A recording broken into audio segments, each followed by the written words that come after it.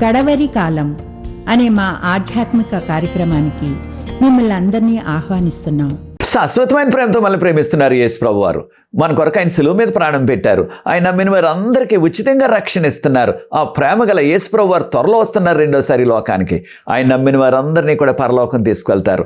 ఆ ప్రేమ గల యేసు ప్రభు నామపేట మిమ్మల్ని అందరినీ కూడా మన కడవరి కాలం కార్యక్రమానికి ఆహ్వానిస్తున్నాను.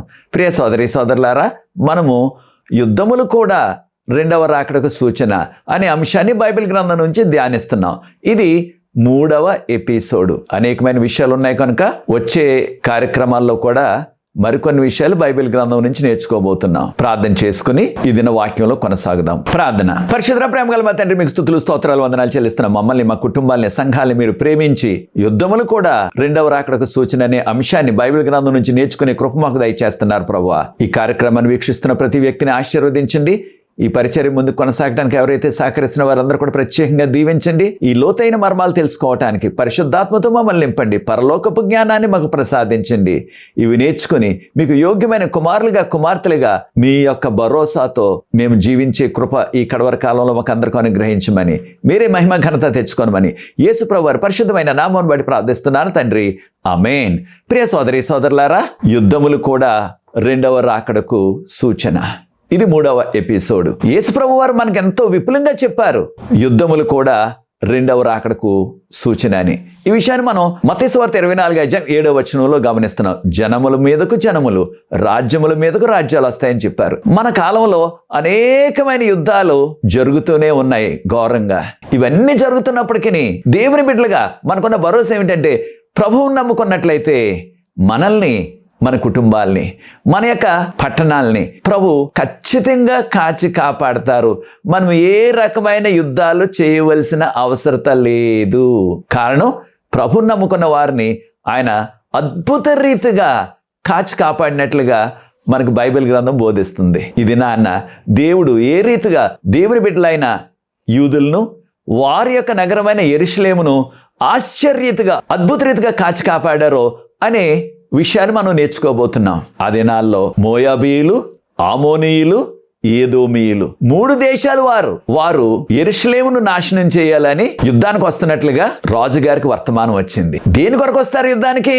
యుద్ధం దేని కొరకు చేస్తారంటే, ఎప్పుడు యుద్ధం జరిగినా సరే ఆ రోజుల్లో గాని ఈ రోజుల్లో గాని ఆ వస్తున్న శత్రువులకు కావాల్సింది ఏంటంటే, ఆ ప్రాంతంలో ఉన్న ప్రజల యొక్క బంగారం, వెండి, వారి డబ్బు, వారి విలువైన సరుకులు, ఇవి వారు కోరుకుంటారు.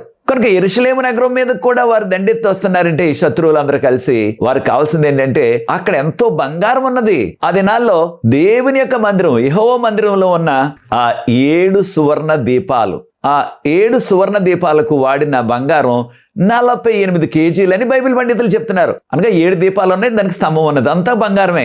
48 కేజీలు బంగారం. దానితో పాటు దేవుని యొక్క దేవాలయంలో అనేకమైన పరికరాలు బంగారంతో చేశారు. వాటితో పాటు ఎంతో బంగారం, వెండి, రత్నాలు ఇవన్నీ కూడా యెరూషలేము నగరంలో ఉన్నాయని విని దురాశతో వారి శత్రువులందరూ కూడా వాటన్నిటిని కూడా కొల్లగొట్టి తీసుకుపోదాం, వీలైనట్లయితే వారి యొక్క భూభాగాన్ని, ఆ నగరాన్ని కూడా మనం ఆక్రమించుకుందాం అని వారు ఆ యోర్దాను నది అవతల నుంచి, తూర్పు భాగం నుంచి బయలుదేరి వస్తున్నారు. వీరందరూ కూడా నివసించే ఆ ప్రాంతాన్ని ఈ దినాల్లో చిన్న దేశమైన జోర్దాను దేశం అంటున్నారు, జోర్డాన్ అంటున్నారు ఈ దినాల్లో. ఆ దినాల్లో ఒక్కొక్కటి చిన్న చిన్న దేశాలు. అయితే ప్రియ సోదరి సోదరులారా, ఒక ఆధ్యాత్మిక సత్యాన్ని నేర్చుకోవాలా. వస్తున్న ఈ ముగ్గురు కూడా మోయాబీలు, ఆమోనీయులు, ఏదోమీయులు, వారు యూదులకు రక్త సంబంధులే, బంధువులే. చూచారా, వారి సొంత వారే వారి మీదకి దండెత్తి యుద్ధానికి వస్తున్నారు. కారణం, వారి బంధువులే, రక్త సంబంధులే వారికి ఉన్నదంతా కూడా దోచుకుని వెళ్ళిపోవాలని. ప్రియ సోదరి సోదరులారా, మీకు కూడా మీ బంధువులు, మీ రక్త సంబంధులు, మీకు కావలసిన వారే మీ ఆస్తిని కాజేయాలని, మీకున్న భూమిని కొట్టేయాలని ప్రయత్నాలు చేస్తున్నారా? మీకు కీడు చేస్తున్నారా? ఏ యుద్ధం జరిగినా సరే, పూర్వకాలంలో గాని ఈ కాలంలో గాని తెర వెనుక నుంచి జరుపుతున్నది ఎవరు? సాతాను. సాతాను యుద్ధ ప్రియుడు, సాతాను యుద్ధానికి జనకుడు అనే విషయాన్ని మనం నేర్చుకున్నాం.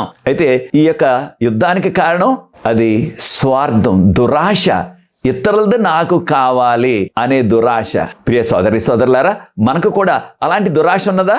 ఆ యుద్ధం వచ్చినట్లయితే ఎప్పుడు కూడా యుద్ధంలో కనికరం అన్నది చూపించరు. వారు చిన్నపిల్లలైనా, స్త్రీలైనా, వృద్ధులైనా వారిని దారుణంగా వారిని హతం చేసేస్తారు, చంపేస్తారు. ఆ యుద్ధం చేసేవారు అనేక సందర్భాల్లో వారు క్రూర మృగాల కంటే ఘోరంగా ప్రవర్తిస్తారు. అబ్రహాం గారు తన యొక్క భార్య, తన యొక్క సేవకులు వారి యొక్క ప్రాంతం నుంచి ప్రభు వెళ్ళిపోమన్నారు. ప్రభు అన్నారు, అబ్రహామా, నీవు నీ భార్యను తీసుకుని నీకున్న సమస్తం కూడా నేను చూపించే దేశానికి వెళ్ళిపోమన్నారు. ఆయన విశ్వాసంతో బయలుదేరారు, ఎక్కడికి వెళ్ళాలో తెలియకపోయినప్పటికీ. అప్పుడు ఆయనతో పాటు వారి యొక్క సహోదరుని యొక్క కుమారుడు లోతు తన యొక్క సమస్తం కూడా అన్నారు, నేను కూడా వస్తాను అంకుల్ గారు, బహుశా చిన్నాన్న గారు, నేను కూడా వచ్చేస్తాను మీతోటి, నేను ఇక్కడ ఉన్నాను అన్నారు. సరే అన్నారు ఆయన, అబ్రహాం గారు. ఆ లోతు సంతానమే మోయాబీలు, ఆమోనీయులు. చూచారా ఎంత ఘోరం!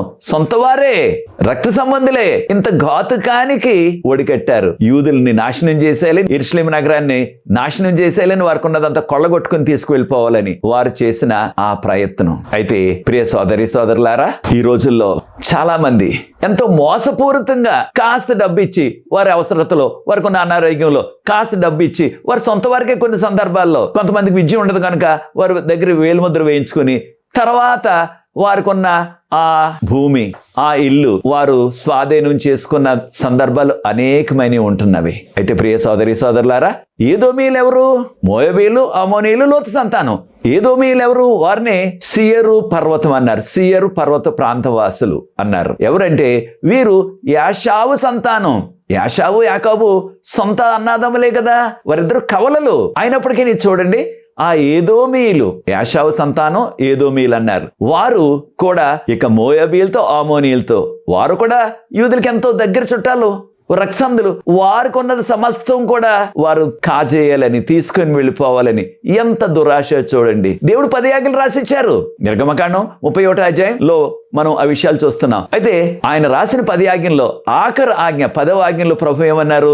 నీ పొరుగువాని దగు దేనిని నువ్వు ఆశించవద్దు, నీ పొరుగువాని ఇల్లుని కానీ దేనిని నువ్వు ఆశించవద్దు. దీన్నే మనం దురాశ అంటున్నాం. అయితే ప్రియ సోదరి సోదరులు, ఈ విషయాన్ని మనం నిర్గమకాండం 20వ అధ్యాయం 17వ వచనంలో గమనిస్తున్నాం. నీ పొరుగువానిది ఏది కూడా ఆశించవద్దు. ప్రియ సోదరి సోదరులారా, పొరుగువానిదే కాదు, సొంత వారిది కూడా, రక్త సంబంధులు కూడా వారు అక్రమంగా, అన్యాయంగా తీసేసుకున్న దాఖలాలు అనేకమైన ఉన్నవి. వారిలో మీరు కూడా ఒక బాధితులా? లేకపోయినట్లయితే మీరు కూడా మీ సొంత వారిది ఆ యొక్క ఆస్తిని కలిపేసుకున్నారా? ఒక్కసారి జ్ఞాపకం చేసుకోండి ప్రియ సోదరి సోదరులారా. నాకు తెలిసిన వారు అనేక మంది విదేశాల్లో ఉంటున్నారు, అమెరికాలో ఉంటున్నారు, ఇంగ్లాండ్ లో ఉంటున్నారు. అటువంటి సంపన్న దేశాల్లో ఉంటున్నప్పటికీ, దేవుని యొక్క కృప వలన మంచి ఉద్యోగాలు కలిగి ఉన్నప్పటికీ, అయితే మన ప్రాంతాల్లో ఉన్న వారి యొక్క సొంత వారి భూమిని కూడా, వారి తల్లిదండ్రులకు సంబంధించిన సొంత భూమిని కూడా, వారి సొంత అన్నదమ్ములకు, అక్క చెల్లెలకు వారు ఎంతో పేదవారైనప్పటికీ కొంతమంది ఇంకా ఆ కూలి పని, ఆ వ్యవసాయం పనులే చేసుకుంటున్నారు. వారికి కూడా దక్కకుండా వారి తల్లిదండ్రులకి సంబంధించిన ఆ భూమి అంతా వారి పేరును రాయించేసుకుంటున్నారు. చాలా విచారం ఇది. సొంత వారికి కూడా ఏ విధమైన కనికరం చూపించట్లేదు. ఆ దినాల్లో రాజుగారు యెహోషాఫాత్, ఇది క్రీస్తుపూర్వం 9వ శతాబ్దం, రాజుగారికి వర్తమానం వచ్చింది. 3 దేశాల వారు, మోయాబీలు, ఆమోనీయులు, ఏదోమీయులు దండెత్తి వచ్చేస్తున్నారు. వారు ఎంజేడి అనే ప్రాంతం వరకు వచ్చేసారు. అంటే దగ్గరగా 75 కిలోమీటర్లు ఇంకంతే యెరూషలేముకి దగ్గరకు వచ్చేసారు అనే వార్త వినేటప్పటికి యెహోషాఫాతు రాజు గారికి చాలా భయం వేసింది. 3 దేశాల యొక్క సైన్యాలు, వారిని ఎలాగ ఎదుర్కొనాలి నేను? నాకు వారిని ప్రతిఘటించే శక్తి, సత్తా లేదు అని భయపడిపోయారు. ఆయన భయపడిపోయి వెంటనే ఆయన చేసింది ఏమిటంటే దేవుని తట్టు తిరిగారు. యూదా ప్రజలందరూ కూడా, దేశవాసులందరికీ కూడా, మనం అందరం కూడా వెంటనే ఉపవాసం ఉండి దేవుని సన్నిధిలో మొరపెట్టుకుందాం, రండి యెరూషలేము వచ్చేయండి మీరు అందరూ కూడా దేవాలయం దగ్గరికి, మనందరం కూడా ఉపవాసంతో ప్రార్థన చేద్దాం. కారణం ఏంటంటే 3 దేశాల వారు, మన సొంత వారైనా ఇది వరకు ఇప్పుడు మనకు శత్రువులు అయిపోయారు. వారు వచ్చేస్తున్నారు, ఇక మనల్ని అందరినీ కూడా నాశనం చేసేస్తారు, ఈ పట్టణాన్ని కాల్చేస్తారు, రండి అనగానే వారందరూ కూడా స్పందించి కుటుంబాలతో, చిన్నపిల్లలతో కూడా వారు వచ్చేసినట్లుగా మనం 2వ దినవృత్తాంతాలు 20వ అధ్యాయాన్ని ప్రార్థన పూర్వకంగా చదవండి. దానిలో ఈ విషయాలు ఉన్నాయి. ప్రియ సోదరి సోదరుడా, నీకు కూడా ఒక విపరీతమైన పరిస్థితి, నీకు కూడా ఆ యొక్క సంక్షోభం, కష్టాలు ఎదురైనప్పుడు నీవు దుఃఖిస్తున్నావా? లేని ఎడల నీవు దేవుని తట్టు తిరిగి నిన్ను నువ్వు తగ్గించుకుని ఉపవాసంతో దేవుని సన్నిధిలో విజ్ఞాపన చేస్తున్నావా? నీకు వచ్చిన ఏ సమస్య అయినా సరే, ఆధ్యాత్మిక సమస్య, ఆర్థిక సమస్య, ఆరోగ్య సమస్య, కుటుంబ సమస్య, ఏ సమస్య అయినా సరే దేవుని తట్టు తిరిగి ఉపవాసం చేసినట్లయితే అసాధ్యమైన విషయాలను కూడా దేవుడు సాధ్యం చేయగలరు. కనుక ప్రియ సోదరి సోదరులారా, చూడండి, రాజు అయినప్పటికీ ఆయన తను తాను తగ్గించుకుని ప్రజలందరూ కలిసి దేవుని యొక్క మందిరం దగ్గరికి వచ్చేసారు, యెరూషలేము దగ్గరికి. ఆ చుట్టుపక్కల ఉన్న గ్రామాల్లో, చిన్న చిన్న పట్టణాల్లో ఉన్న వారందరూ కూడా వచ్చేసారు యెరూషలేముకి. దేవుని యొక్క మందిరం దగ్గర నిలబడ్డారు యెరూషలేములో. అప్పుడు రాజుగారు ఈ విధంగా అంటున్నారు. 2వ దినవృత్తాంతాలు 20:9 గమనించినట్లయితే రాజుగారు ఈ రీతిగా ప్రార్థించారు. అందరి తరపున అందరూ కూడా అక్కడ దేవుని సన్నిధిలో విజ్ఞాపన చేస్తున్నారు. ప్రభువా, మాకు ఏదైనా సరే దుస్థితి కలిగినప్పుడు, మా మీదకి ఏదైనా యుద్ధం వచ్చినప్పుడు, మా శత్రువుల ద్వారా మాకు ఏదైనా తెగుళ్ళు వచ్చినప్పుడు, అనగా అనారోగ్యాలు కలిగినప్పుడు, మాకు కరువు వచ్చినప్పుడు, మాకు ఏ విధమైన కీడు వచ్చినా సరే ప్రభువా, మీ సన్నిధికి, మీ మందిరం దగ్గరికి వచ్చి మేము విజ్ఞాపన చేస్తున్నాం. కారణం, ఈ మందిరంలో మీ నామం ఉన్నది, ఇది మీ మందిరం. మేము ఎప్పుడైతే మీ సన్నిధికి వచ్చి మీ సన్నిధిలో కన్నీళ్లతో, దుఃఖంతో మేము విజ్ఞాపన చేస్తున్నామో, మా యొక్క మొరలు విని మాకు సహాయం చేసే దేవా, మా మొర ఆలకించండి అని రాజుగారు ప్రార్థన చేశారు. ప్రియ సోదరి సోదరులారా, ఈ ఆధ్యాత్మిక పాఠాన్ని మనం కూడా నేర్చుకోవాలి. మనకు కలిగే ఏ ఆపదైనా సరే, ఆధ్యాత్మిక ఆపద, శారీరక ఆపద ఏదైనా సరే, దేవుని సన్నిధికి వచ్చి ఆయన మందిరంలో మనల్ని మనం తగ్గించుకుని ఉపవాసంతో ప్రార్థన చేసినట్లయితే తప్పకుండా దేవుడు మన మొర ఆలకిస్తారు, మనకు జవాబిస్తారు. కనుక అన్ని ప్రార్థనల కంటే కూడా ఉపవాస ప్రార్థన చాలా బలమైన ప్రార్థన. మనం పశ్చాత్తాపడి మనల్ని మనం తగ్గించుకుని దేవుని సన్నిధిలో ఉపవాసంతో ప్రార్థన చేసినట్లయితే తప్పకుండా ప్రభు మేలు చేస్తారు. అప్పుడు ఆ రీతిగా వారందరూ కూడా దేవుని సన్నిధిలో ఉపవాసంతో ప్రార్థించినప్పుడు ప్రభువారు ఆయన పరిశుద్ధాత్మను, అక్కడున్న ఒక విశ్వాసి, ఆయన పేరు యహాజీయేలు. ఆయన ఒక లేవీయుడు. ఆయన మీదకు ప్రభు పరిశుద్ధాత్మను పంపించారు. ఆయన ప్రవచనాలు చెప్పడం ప్రారంభించారు. ఈ విషయాన్ని 2వ దినవృత్తాంతాలు 20:15 గమనించినట్లయితే యహాజీయేలు గారు అన్నారు, పరిశుద్ధాత్మని యొక్క ప్రేరేపణతో, ఓ యూదులారా, యెరూషలేము వాసులారా, రాజైన యెహోషాపాతు, నా మాట వినండి. మీరు దేనికి భయపడవద్దు, మీరు దిగులు పడవద్దు. ఈ యుద్ధము యెహోవా చేస్తారు. యుద్ధము యెహోవాది, మనం చేయవలసిన పని లేదు. కనుక మీరు భయపడవద్దు, దిగులు పడవద్దు. ఎంతో మంది వచ్చేస్తున్నారు, తండోపతండాలుగా దండెత్తి వచ్చేస్తున్నారు అని మీరు ఏ విధమైన కలవరపడొద్దు, భయపడొద్దు. 2వ దినవృత్తాంతాలు 20:17 చూసినట్లయితే, మీరు యుద్ధం చేయవలసిన పని లేదు, మీరు నిలిచి ఉండి చూడండి అంతే. దేవుడు చేసే అద్భుతాన్ని మన తరపున దేవుడు యుద్ధం చేస్తారు అని ప్రవచనం చెప్పగానే రాజుగారు, ప్రజలందరూ కూడా సాష్టాంగ పడి పూజించారు. అనగా వారు నేల వరకు కూడా వంగిపోయి ప్రభువును స్తుతించారు, దేవుణ్ణి ప్రార్థించారు. అప్పుడు రాజుగారు అన్నారు వీరందరితో కలిసి, 2వ దినవృత్తాంతాలు 20:20 రాజుగారు అన్నారు, యెహోవా దేవుని నమ్ముకోండి, మీరు స్థిరపడతారు. ఆయన ప్రవక్తలు చెప్పిన మాటలు నమ్మండి, మీరు అభివృద్ధి చెందుతారు. కనుక ప్రియ సోదరి సోదరులారా, మనం స్థిరపడాలంటే, మనం అభివృద్ధి చెందాలంటే, మనం దీవించబడాలంటే దేవుని యొక్క మాటలు, ఆయన ప్రవక్తలు చెప్పిన మాటలు మనం వినాలా. ప్రవక్తలు చెప్పింది వారి సొంత మాటలు కాదు సుమా, దేవుడు పలికించిన మాటలు. అవి మనకి ఎక్కడ దొరుకుతాయి? ఇప్పుడు అవి బైబిల్ గ్రంథంలో ఉన్నవి. కనుక బైబిల్ గ్రంథాన్ని ప్రతిదినం కూడా పఠించి దాన్ని చదివితే చాలదు, దాన్ని నమ్మి దాని ప్రకారంగా మనం జీవించినట్లయితే మనము స్థిరపడతాము, దీవించబడతాము. ప్రభువారు అన్నారు, మీరు యుద్ధానికి వెళ్ళండి, రేపు మీరు ఏ విధమైన యుద్ధం చేయవసరం లేదు అని చెప్పించారు యహాజీయేలు చేత. అప్పుడు రాజుగారు ఎంతో సంతోషంతో పాటలు పాడి ఆ లేవీలందరినీ కూడా మనం పాటలు పాడుతూ వెళ్దామన్నారు. మరుసటి రోజు ఉదయాన్నే బయలుదేరారు. ఎక్కడికి? యుద్ధానికి. శత్రువులు, 3 దేశాల నుంచి వస్తున్న శత్రువులు, మోయాబీలు, అమోనీయులు, ఎదోమీయులు, వారిని ఎదుర్కోవటానికి పాటలు పాడుతూ వెళ్లారు. వారు యుద్ధ సామాగ్రి, వారు యుద్ధానికి ఏ విధమైన ఆయుధాలు పట్టుకు వెళ్ళలేదు, పాటలు పాడుతూ వాయిద్యాలు వాయిస్తూ వెళ్ళినట్లుగా 2వ దినవృత్తాంతాలు 20:21-22 మనం గమనిస్తున్నాం. ఎంత ఆశ్చర్యం చూడండి. యుద్ధానికి ఆయుధాలు లేకుండా ఎలా వెళ్తారు? యుద్ధానికి ఏ ఖడ్గం లేకుండా ఎలా వెళ్తారు? వీరు పాటలు పాడుతూ దేవుని స్తుతిస్తూ వెళ్ళారు. అయితే జరిగిన అద్భుతం చూడండి. వారు ఆ యుద్ధ స్థలానికి, ఆ యుద్ధ భూమికి చేరేటప్పటికి ఆ శత్రువులందరూ కూడా చనిపోయి, శవాలైపోయి పడిపోయి ఉన్నారు. ఎవరు? మోయాబీలు, అమోనీయులు, ఎదోమీయులు. ఈ విషయాన్ని మనం 2వ దినవృత్తాంతాలు 20:23 గమనిస్తున్నాం. ప్రియ సోదరి సోదరులారా, ఏం జరిగింది వీరి మధ్య?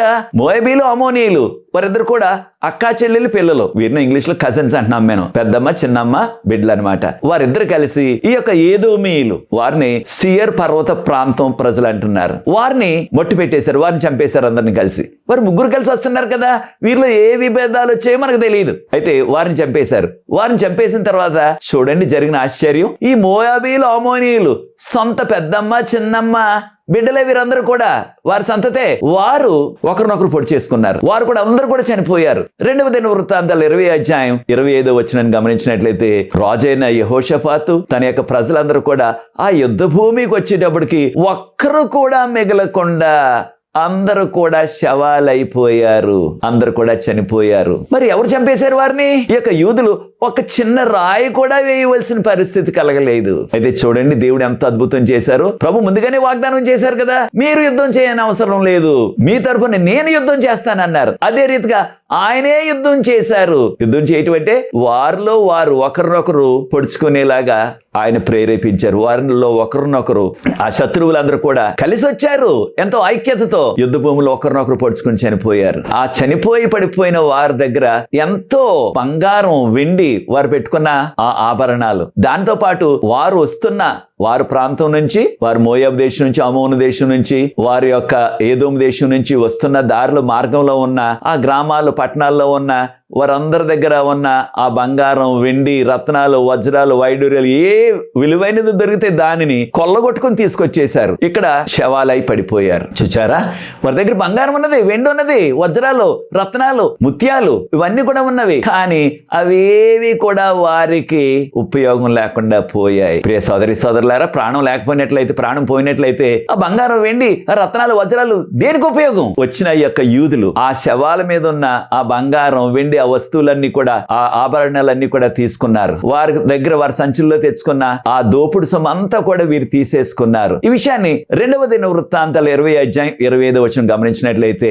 వారి దగ్గర ఉన్న ఆ బంగారం, వెండి, ఆ వజ్రాలు అవన్నీ కూడా తీసుకోవటానికి 3 రోజులు పట్టిందని చెప్పబడ్డాది. 3 దినాలు పట్టింది ఏకంగా వారికి. అంటే అంతమంది ఉన్నారు, అంత బంగారం, వెండి, వజ్రాలు, రత్నాలు వారి దగ్గర దొరికాయి. అయితే ఎంత తెచ్చుకున్నారు అంటే, ఒక్కొక్కరు కూడా వారు మోయలేనంత బంగారం, వారు ఆ శవాల నుంచి పోగేసుకున్నది ఆ బంగారం, వెండి, వజ్రాలు, రత్నాలు అవన్నీ కూడా ఒక్కొక్కరు మోయలేనంత. ప్రియ సోదరి సోదరుడా, ఎవరైనా సరే మనకు ఉచితంగా మీకు బియ్యం ఇస్తాం తీసుకెళ్ళండి అన్నారు అనుకోండి, ఇంగ్లీష్ లో రైస్ అంటున్నాం కదా, బియ్యం ఇస్తాం అన్నారు అనుకోండి, ఉచితంగా ఎన్ని మోయగలం మనం? 15 కేజీలు, 20 కేజీలు, ఇంకా కాస్త బలం ఉన్నట్లయితే 25 కేజీలు, మా అయితే 30 కేజీలు మోయగలం. ఎందుకు వచ్చింది భారం అంతా? మనం మోసుకునే వెళ్ళాలనుకోండి, అక్కడ ఏ విధమైన వాహనాలు లేవనుకోండి వాటిని తీసుకెళ్ళటానికి. ఎందుకు వచ్చింది బరువు అంతా? ఏదో 20 కేజీలు సరిపోతాయిలే, అంతకని ఎక్కువ మోయలేను నేను, ఎందుకు వచ్చింది ఆ బాధ అనుకుంటాం మనం. ఒకవేళ అదే ఎవరైనా సరే ఉచితంగా బంగారం దొరికింది అనుకోండి, ఆ బంగారం మోసుకెళ్ళమంటే మనం మోయగలిగిన దానికంటే డబుల్ అధికంగా మోసేయాలని అనుకుంటాం. కానీ ఏంటి, ఏదో రీతిగా నెమ్మదిగా లాక్కెళ్ళిపోతుంది బంగారం, దాన్ని విడిచిపెట్టేస్తే ఎలాగా అనుకుంటాం. ఆ దినాల్లో ప్రజలు, ఇది క్రీస్తుపూర్వం 9వ శతాబ్దం, ఆ రోజుల్లో ఉన్న జనులు చాలా బలంగా ఉండేవారు.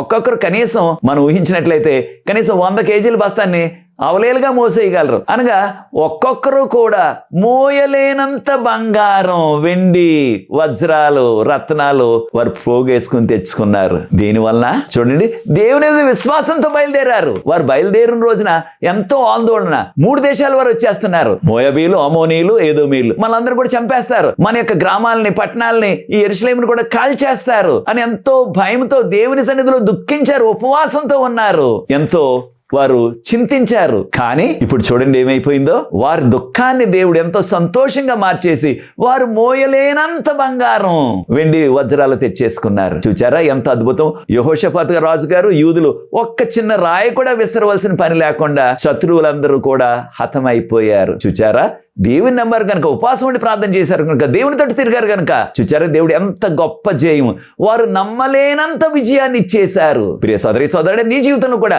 ఎటువంటి ఒడిదుడుకులు ఉన్నాయి, ఎటువంటి సవాళ్లు ఉన్నాయి, దేవుని సన్నిధిలో నువ్వు పెట్టినట్లయితే నీ శత్రువులు దండెత్తి వచ్చినప్పటికీ, నీ సొంత వారే నిన్ను మట్టు పెట్టేయాలని కుట్ర వేస్తున్నప్పటికీ ప్రభువును నమ్ముకో, ప్రభువును విశ్వసించు. ప్రభువులో ఉన్నట్లయితే, ప్రభు మీద ఆధారపడినట్లయితే నీవు నమ్మలేనంత గొప్ప విజయాన్ని నీకు అనుగ్రహించి, నిన్ను వేధిస్తున్నా, నిన్ను బాధించాలనుకుంటున్నా వారిని దేవుడే నాశనం చేస్తారు. ఈ యొక్క ఆధ్యాత్మిక పాఠాన్ని నేర్చుకోవాలి కనుక ఈ కడవరకాల చివరి దినాల్లో జీవిస్తున్నాం. అనేకమైన యుద్ధాలు, హఠాత్తుగా బాంబులు పేలిపోతున్నాయి. అయితే ప్రియ సోదరి సోదరులారా, ఈ భద్రత లేని ఈ సమాజంలో ఈ యొక్క కడవరకాల చివరి దినాల్లో మనకి భద్రత భరోసా ఇచ్చేవారు యేసు ప్రభు వారు. ఆయన మీద ఆధారపడదాం. మరి యొక్క సంఘటన యెరూషలేముకే జరిగింది. ఇది క్రీస్తు పూర్వం 701వ సంవత్సరం. అప్పటి రాజు యెరూషలేములో హిజ్కియా రాజు, ఎంతో విశ్వాసి. అప్పుడు అష్షూరు రాజు, ఆయన పేరు సెనాచెరెబు, ఆయన నినివే నగరాన్ని నుంచి 2 లక్షలకు పైగా సైన్యాన్ని తీసుకొచ్చి యెరూషలేమును ముట్టడించారు. అందరి యొక్క కళ్ళు కూడా యెరూషలేం మీదే. కాను అక్కడ ఎక్కువ బంగారం ఉంది, ఎక్కువ వెండి ఉంది.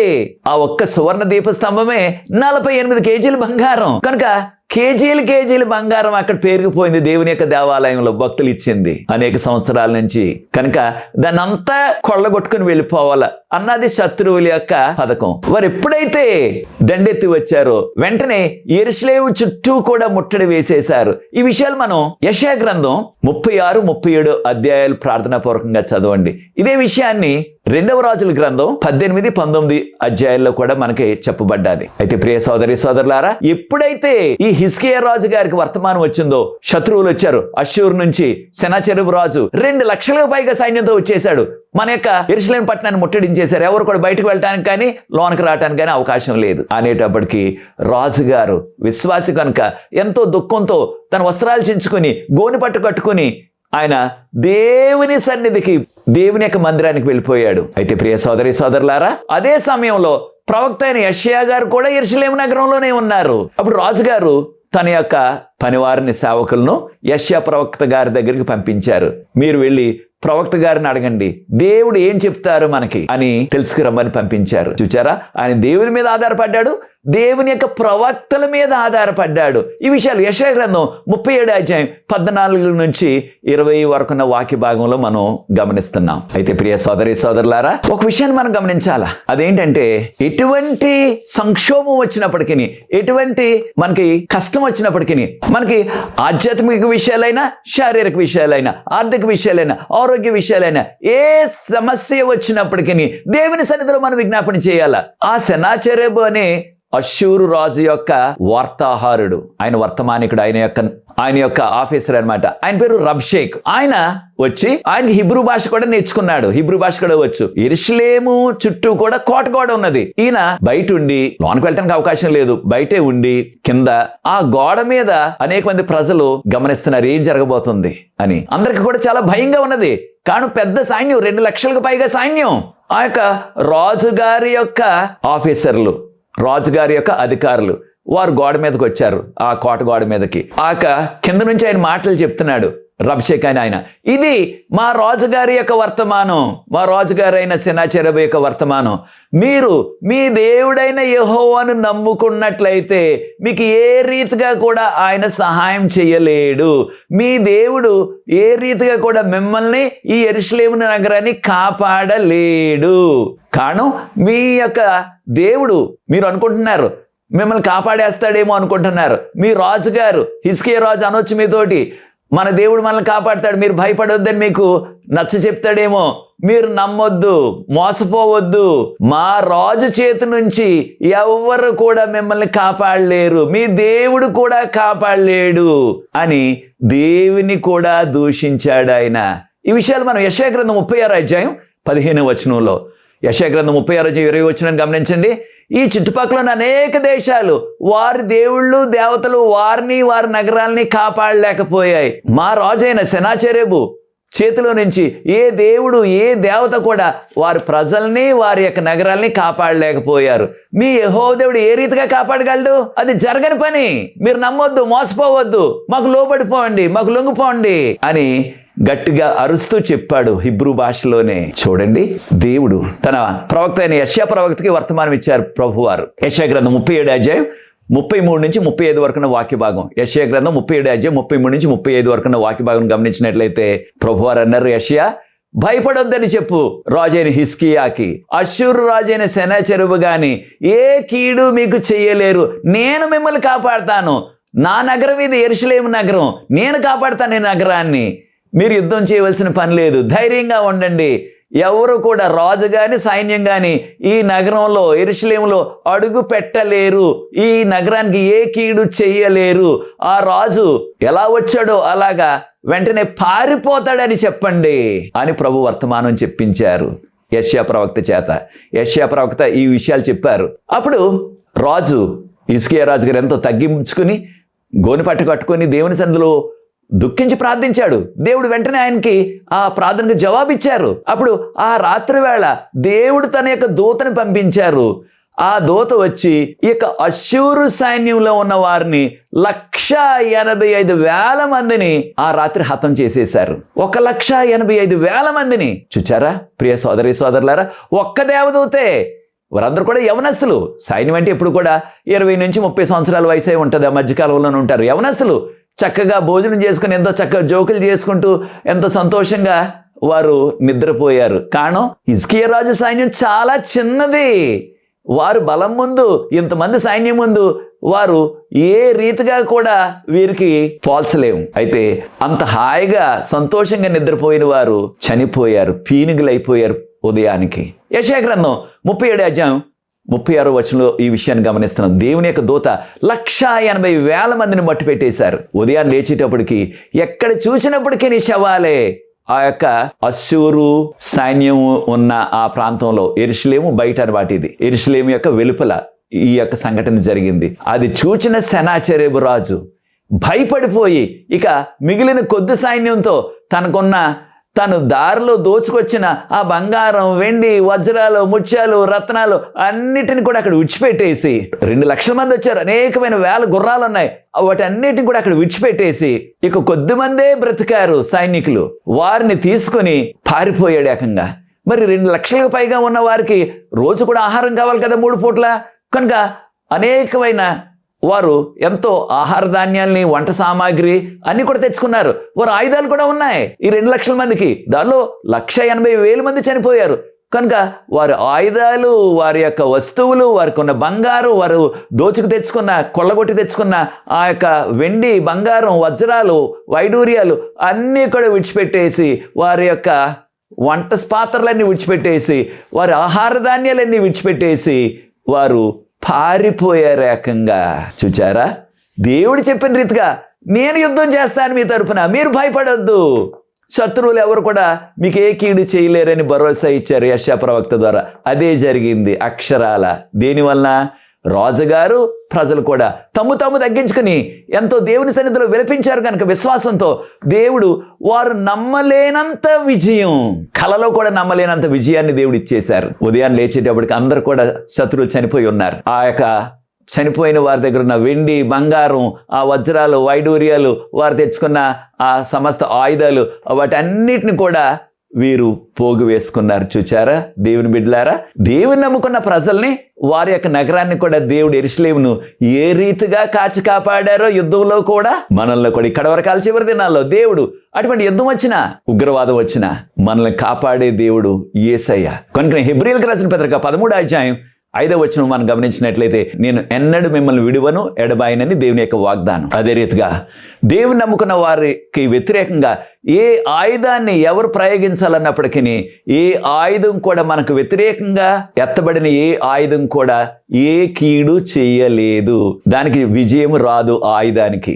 ఈ విషయాన్ని మనం యెషయా గ్రంథం 54వ అధ్యాయం 17వ వచనంలో గమనిస్తాం. ఏ ఆయుధాన్ని అయినా సరే ఎవరైనా నీకు వ్యతిరేకంగా ప్రయోగించినట్లయితే అది నీకు ఏ కీడు చేయలేదు. కారణం దేవుడు మనతో ఉంటారు. కనుక ప్రియ సోదరి సోదరులారా, ఇక్కడ వరకు చివరి దినాల్లో భయంకరమైన దినాల్లో ఉన్నాం, యుద్ధ సమయాల్లో ఉంటున్నాం. ఎటువంటి యుద్ధం వచ్చినప్పటికీ మనం భయపడకుండా విశ్వాసంతో ప్రభు మీద ఆధారపడినట్లయితే, వారు విదేశాల నుంచి వచ్చిన సైనికులైనా సరే, లేకపోతే మన యొక్క శత్రువులైనా సరే, మన సొంత వారైనా సరే, మన రక్త సంబంధులైనా సరే, మనకు విరుద్ధంగా ఏ కీడు చేయాలని వారు కుట్ర వేసినప్పటికీ అది ఫలించకుండా దేవుడు దాన్ని నాశనం చేస్తారు, వారిని మట్టు పెడతారు. కనుక దేవుని నమ్ముకుని యేసుప్రభు మీద ఆధారపడి మనం జీవించినట్లయితే మనకి భరోసా, మనకి దీవెనకరం. అది నీ నిర్ణయం అయినట్లయితే నాతో ఏకీపించండి ప్రియ సోదరి సోదరులారా. ఇక 3వ ఎపిసోడ్ ముగిస్తాను ప్రార్థించి. అనేకమైన విషయాలు ఉన్నాయి కనుక 4వ ఎపిసోడ్లో, రాబోయే ఎపిసోడ్లో మరికొన్ని విషయాలు బైబిల్ గ్రంథం నుంచి నేర్చుకోబోతున్నాం. ప్రార్థన. పరిశుద్ధ ప్రేమగల మా తండ్రి, ఏ రీతిగా నిన్ను నమ్ముకున్న వారిని, వారి యొక్క నగరం, నీ నగరమైన యెరూషలేమును శత్రువుల నుంచి కాచి కాపాడి, నిన్ను నమ్ముకున్న వారు కనీసం ఒక చిన్న రాయి కూడా వేయవలసిన అవసరత లేకుండా శత్రువులందరినీ కూడా మట్టు పెట్టారు. మీకు స్తోత్రాలు చెల్లిస్తున్నాం. ఈ కడవరకాల చివరి దినాల్లో జీవిస్తున్న మా విరోధి అయిన సాతాను, అదే రీతిగా మా మీద ఎవరైతే కుట్ర వేస్తున్నారో మిమ్మల్ని నమ్ముకున్నామని, వారందరినీ కూడా మీరే కంట్రోల్ చేసి మీ యొక్క కృపలో మమ్మల్ని, మా కుటుంబాల్ని మీ మహిమ కొరకు ఈ కడవరకాల చివరి దినాల్లో నిలబెట్టి సాక్షులుగా జీవింపు చేయవలసిందని, ఈ కార్యక్రమాన్ని ఎవరైతే వీక్షిస్తున్నారో ప్రతి వారిని ఆశీర్వదించండి. ఈ పరిచర్య ముందు కొనసాగడానికి ఎవరైతే సహకరిస్తున్న ప్రతి వారిని కూడా ప్రత్యేకంగా దీవించవలసిందని యేసుప్రభువు వారి పరిశుద్ధమైన నామమును బట్టి ప్రార్థిస్తున్నాను తండ్రి, ఆమేన్. ప్రియ సోదరి సోదరులారా, ప్రభువు మిమ్మల్ని ప్రేరేపించినట్లయితే పరిచర్య ముందు కొనసాగటానికి మీరు కూడా పరిచర్యలు పాలుభాగస్తులు అవ్వండి, సహకరించండి.